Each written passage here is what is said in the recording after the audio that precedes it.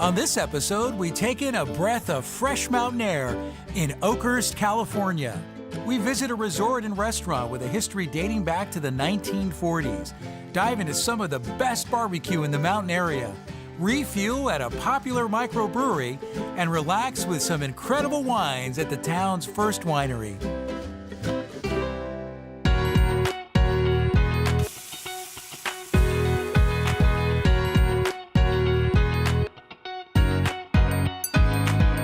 Every town, every city has its hot spots and hidden gems.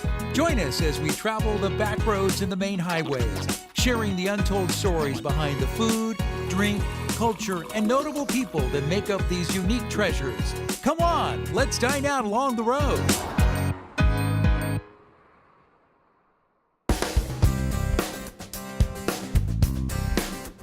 Along the beautiful shore of Bass Lake, Ducey's on the Lake has long been a crowd favorite. Upstairs, the more casual Ducey's Bar and Grill welcomes customers to settle back with a burger and a beer while watching the big game or taking in the pristine beauty. The rustic charm and great cuisine continues downstairs at the restaurant's Select Steakhouse, featuring premium steaks, seafood, and unique pasta dishes. You know, Mark, I love your story. You know, I think about you and your family and all the changes that have gone here at Ducey's over the last couple of decades. How in the world did you and your family come about owning this beautiful resort?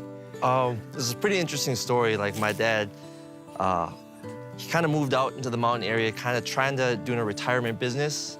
And they would come eat at Ducey's on the lake, look over, and, you know, my mom would joke, say, like, could you imagine owning something like this? And then when the recession happened, although there was a lot of unfortunate things, it presented an opportunity. And my parents, they went all in, their whole life savings, and it it's paid off, and it's really been something like a dream come true. Yeah. Like many immigrants, growing up, my dad just working 24/7. But the memories I do have, it's always on the road.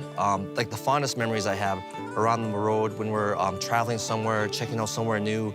And those are memories that where we bonded and have stuck with me as, you know, since I've grown up. And I think that's really what we try to facilitate at the Pines, is having somewhere where people can really come and create these lasting memories that are, you know, really, really valuable. Really what makes this place run is we have an awesome team. We've never had any restaurant experience, so like having Chef John and Tony, they really make this what it is. So without the team, it totally wouldn't be possible.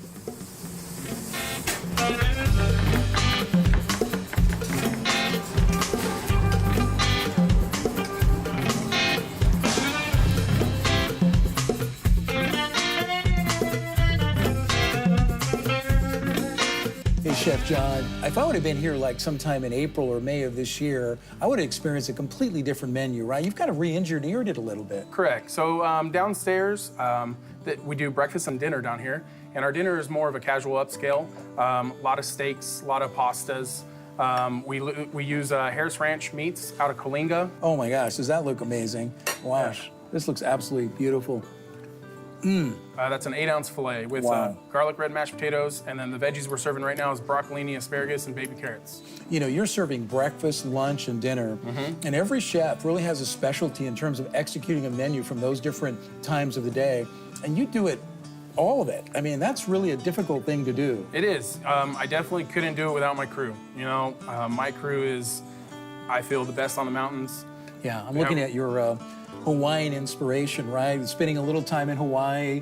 You've got a little Asian influence, a little bit of a Hawaiian cuisine, which is really unique in its own. I've been there many times, delicious. Tell me a little bit about this. So this is the blackened ahi sashimi. So we have it served with some white rice, a little bit of furikake, which is a Japanese rice seasoning. Just a little bit of mixed greens on the side, tossed with a simple vinaigrette. And then there's a Hawaiian aioli in there, so there's some ginger, some garlic, sambal, sesame seed oil, soy sauce, so you can really get that, there's that Hawaiian influence into that aioli. Wow. Oh my gosh, that's like a poke on steroids right there. That is delicious. You have this amazing menu here at Ducey's. but you also have a distinctly different kind of a menu up in the bar and grill. I mean, what would I experience up there when we go eat up there? So when you go to the bar and grill, we have a lot of different stuff. It's a pretty big menu. We wanted to have a good variety. A lot of burgers up there. There's 3 burger places on the lake, and we wanted to be the #1 burger spot. We wanted to be the place that people came to have a burger. We have some duck wings up there. It's in orange ginger sauce, served with a little bit of rice and some celery and some carrots in a dipping sauce. So definitely have to check that out when you go up there. I want to try that. You know, little Asian influence meets the NFL, right? Yeah, pretty much. That sounds good, delicious. Yeah. This is one of your really neat signature locations at the restaurant, right? People come up here at night and watch the sunset. And how beautiful is this? Yeah, you know what? So many people, even, you know, people from Europe, you know, they come and then they say, you know, we heard that you guys have one of the best, you know, sunset. Now, not only is it great food and you got great wings and great burgers, but you're also known for a really special kind of a drink up here too, right? Absolutely, yeah. We're gonna have a fish bowl. I mean, it is a big fish bowl. I mean, it's a drink that it has rum, tequila, it has gin. Wow. I mean, wow. It has Midori. Blue Curacao. It's a drink that you can only drink one, but you have to share that with 2 or 3 people. Wow, like this. Oh my gosh, Allie. This isn't a fishbowl, this is a swimming pool. Well, that's kind This of what is it amazing. You know? Oh my gosh. You see, that can tell you, that can make many people happy. Oh my gosh, that is delicious.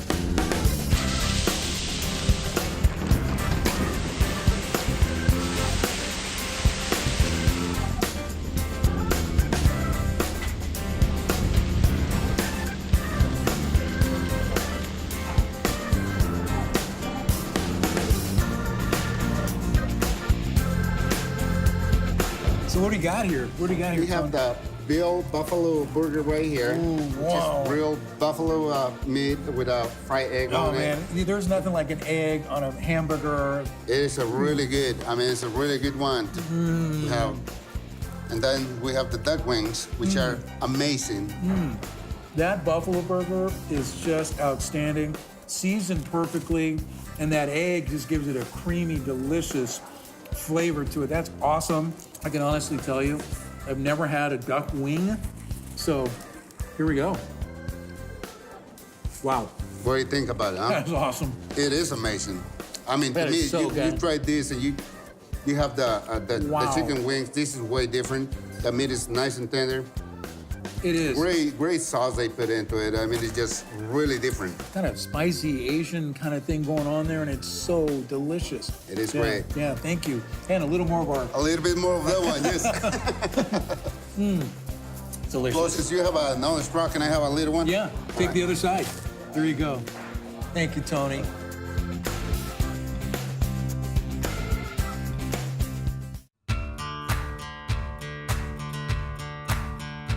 A barbecue lover's own slice of heaven, Mike's Iron Horse Barbecue. The Iron Horse is easily recognized by its landmark trained smoker outside.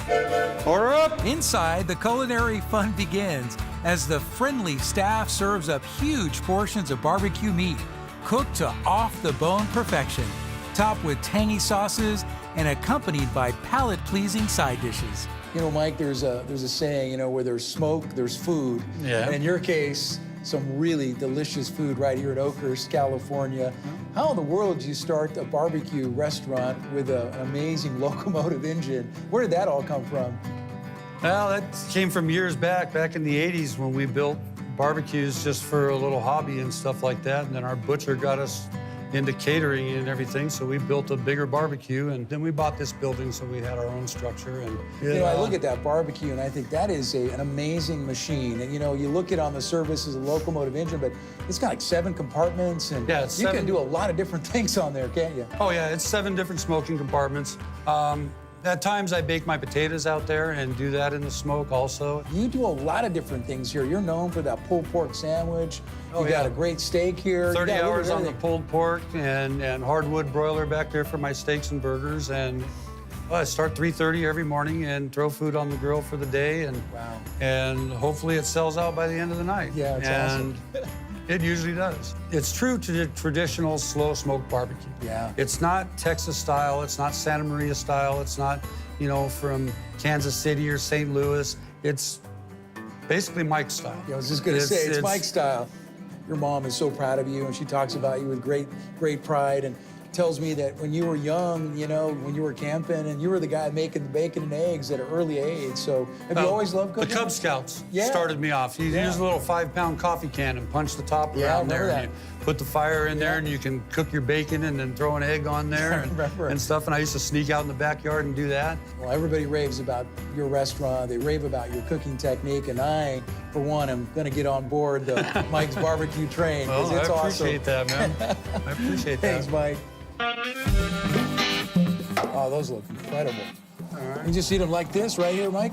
Well, Putting yeah, a sauce lot of people like them without the sauce because they like the smoke and the rub that I Yeah, have. me too. I and love it. stuff, But why I some like it. people have to drink my sauce. Oh my God. They like it so much. Wow. So, That's awesome. yeah, I like the black oak more than I like any of the other oaks that most people cook with because it leaves a little extra tang. But That's an art form. No, that's an art form, my friend. And you are an artiste. I'm gonna tell you this. I mean, I've eaten barbecue everywhere. Mike's barbecue is as good as it comes. Those are so delicious. And the sauce, I usually like mine a little naked, nothing on it. But his sauce, that's $1 million sauce. This is Mike's famous ribeye.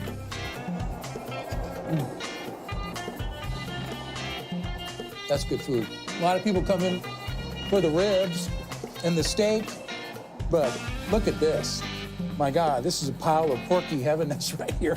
This looks so good. Mike's pulled pork rib with his famous sauce. Oh, wow. This is the reason why you do a cooking show and you gain 17 pounds. Do yourself a favor, come down 41.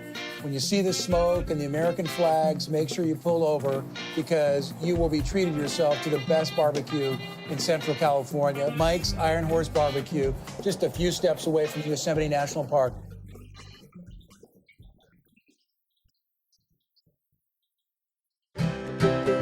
Just off the beaten path is one of Oakhurst's true hidden treasures, Idle Hour Winery. Idle Hour proudly keeps to the traditional methods of winemaking, a philosophy that continues to produce award-winning wines, earmarked by elegance and freshness. Tell me how this all started for the two of you. Well, Deb opened the inn in 2007, and I had started the winery over in the Central Coast about the same time. And when she opened the inn, we proceeded to open this wine bar that we're in this afternoon. And then it was a little bit hard at that point. We had one employee, I think, at the time. Yeah. So we were going back and forth between here and the coast. And about a year later, I moved the winery here so that we could just have, share this beautiful property and have the winery and the inn and the wine bar all on the same property.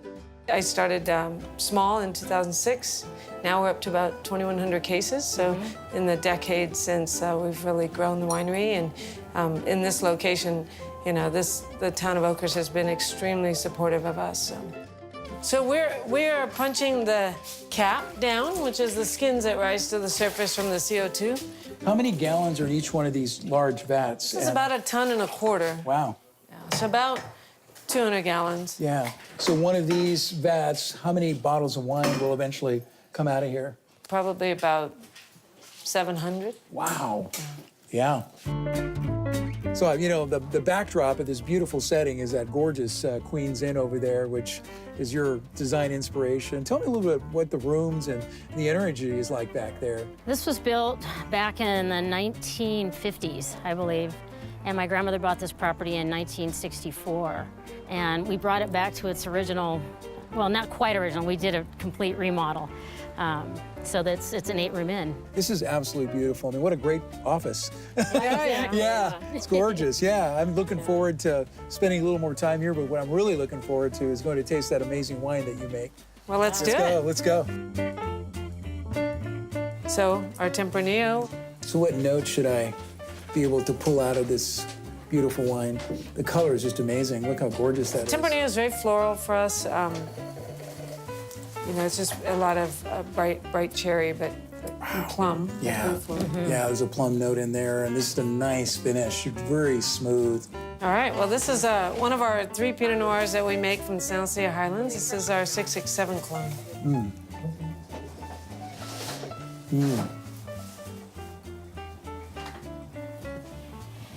Wow, that's really good. All of our wines age on the sediment. Talk a little bit about that. If we look up the hill here, you can see where we do most of our production work, we utilize gravity, and then we go straight to barrel with all the sediment and everything, and I think that's what brings out the complexity in the wine. So what am I experiencing here? So this is the Syrah. So Yeah. this one aged in barrel for 4 years. It's a really nice rounded finish, bright fruit. Wow, that's delicious. That is really nice. Really, you know, of all the tastings so far, this might be my favorite. Yeah. This is really delicious. Well done. Well, thank you. Outstanding. You know, just lovely wine, 2 lovely people in this gorgeous setting. Doesn't get any better than that. That's awesome. Thank you. Yeah, Cheers, yeah, thanks. so much. Nice to meet both of you. Yeah, you too. Thank you.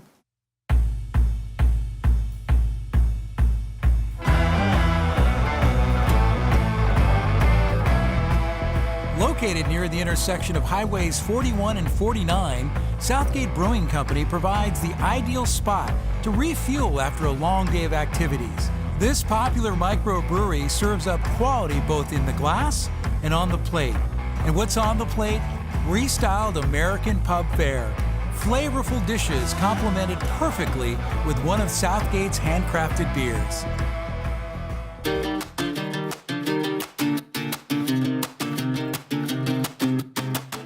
Hey, Casey and Lindsay, how are you? So nice to meet Nice you. to see you too. You heard so many great things about your beer. Can we try some of them? Oh, we'd love to. You got That's a some beer? great idea. Yeah, let's try Let's do some. that. That sounds amazing. So this is our wheat beer. We call it the Honey Badger because we brew it with 10 pounds of organic local mountain honey.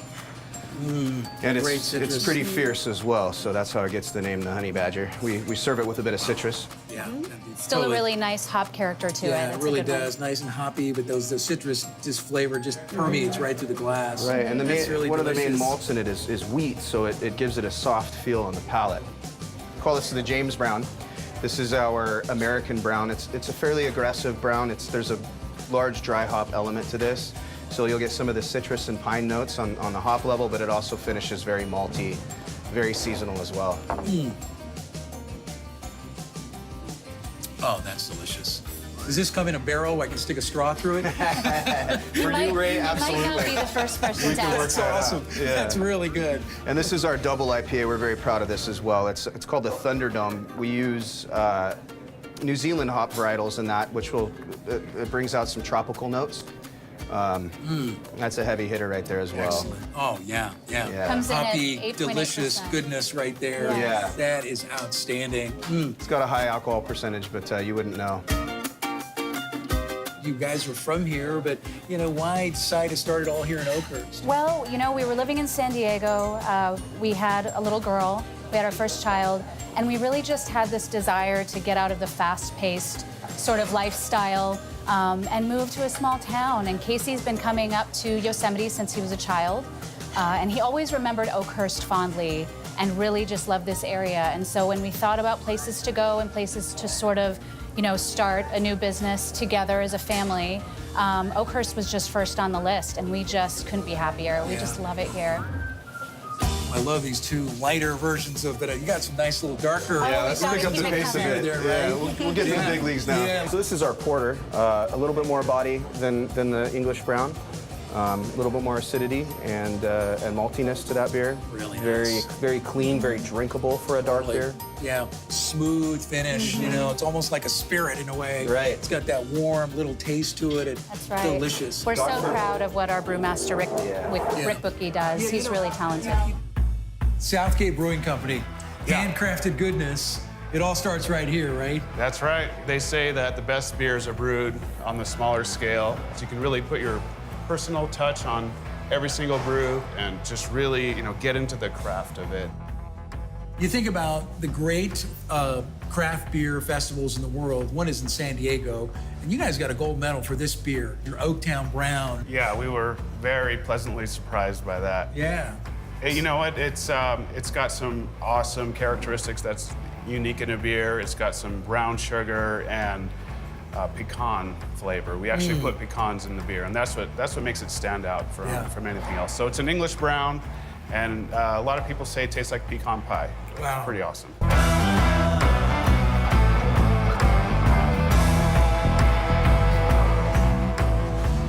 Wow, that is fabulous. Thank you. Yeah. It's perfect for the season, Oh isn't my it? gosh, that's delicious.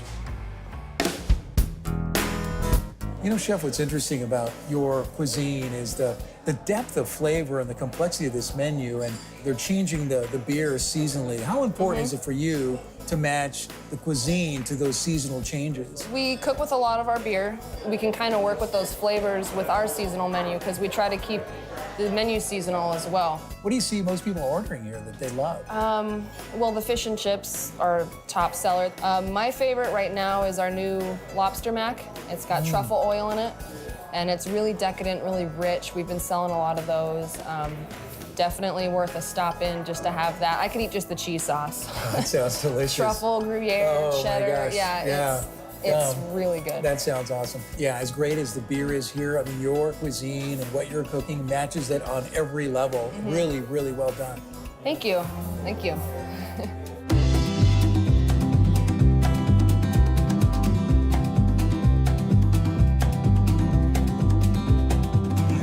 Signature Kobe beef burger with these sweet potato fries and this aioli sauce.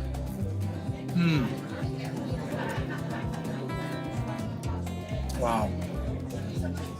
That is delicious. Mac and cheese with some Gruyere. Oh, wow. Little lamb shank here with all these beautiful garden vegetables. This looks just absolutely delicious. Oh, wow. That is fantastic. Henry VIII would be jelly right now. This is so incredible.